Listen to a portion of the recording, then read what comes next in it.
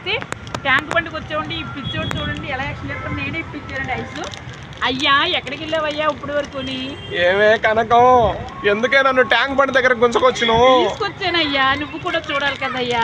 కనకం 4 రోజులు బతకని నన్ను. నువ్వు 100 ఏళ్ళు బతకాలయ్యా, అందుకని 100 ఏళ్ళు అయిపోతున్నాయి కదా, ఒకసారి చూపించడం తీసుకొచ్చానయ్యా. నువ్వు బతకడం కోసం నన్ను చంపుతావా అనే కనకం? నన్ను ఎవరన్నావు నువ్వు? అందరికి చూపించే గిల్లడా అన్నాడు, తప్పు కదా మాట అంటావు.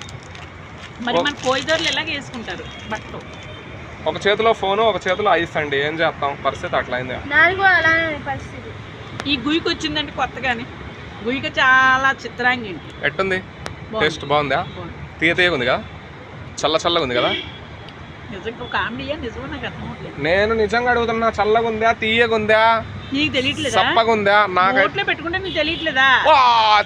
తీయగా ఉంది. అంత ఓవర్ యాక్షన్ చేయకు మరి. ఓ ఇది గరిగడి కదిపెడుతుంది.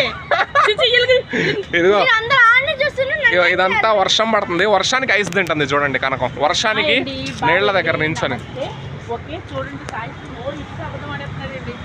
అయ్యా అంటే ఏం మాట